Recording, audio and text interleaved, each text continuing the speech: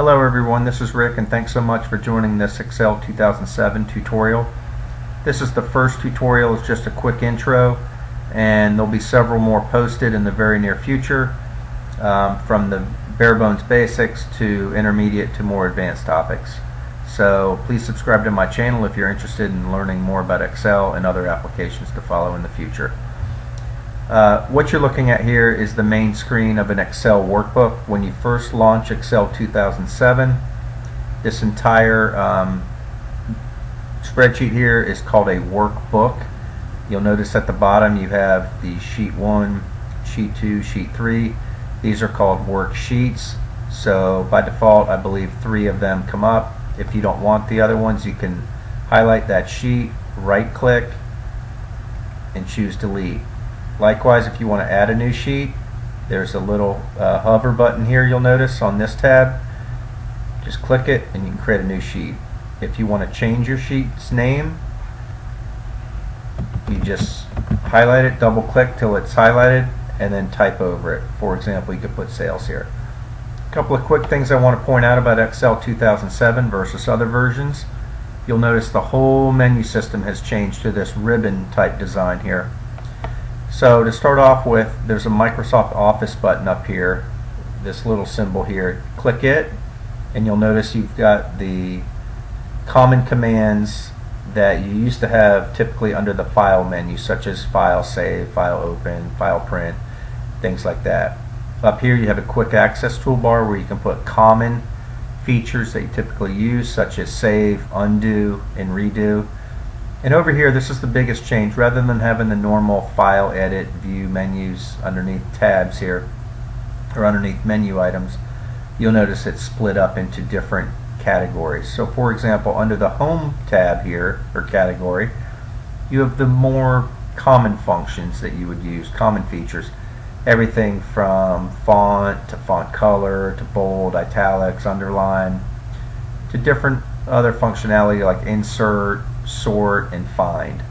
So those are the more common ones. And then what you'll notice is these categories, as you go through them, they're fairly self-explanatory. If you want to insert something in your worksheet, you click insert and you'll have everything from tables, pictures, charts, hyperlinks, and other text items to add.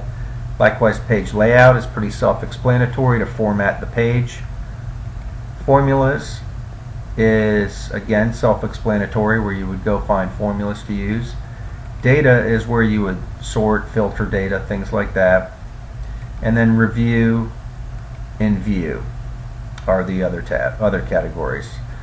So if I go back to the home tab, that's primarily where you'll spend the majority of your time.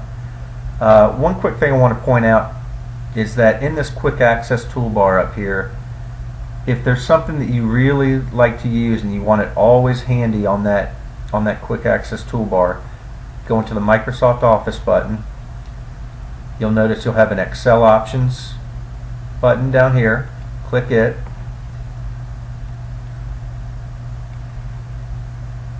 You'll get these categories here where you have formulas, proofing, and save options. For example, under save, you'll see save every 10 minutes. If you want to change that, you just change it there, or you can completely uncheck it. But one thing I want to point out quickly is customize. This is going to customize your quick access toolbar. So right now you have save, undo, and redo in there. But if you always want to email your documents, you can click add. And let's assume that you want to, or you insert hyperlinks in your spreadsheets all the time. You can do that and click add, say OK, and there you see you have those new options up there, and they're always there no matter where you're at in the menu system. The other thing you'll notice down here, you have a couple options on the bottom right of the spreadsheet. That's a normal view, this is a page layout view, and a page break preview. So as we move forward in other lessons, we'll delve into these different features in much greater detail. You'll notice here you have a sliding toolbar that you can slide the size of the spreadsheet up and down depending on what you want to do for sizing. Okay, but we're going to leave it back at 100%.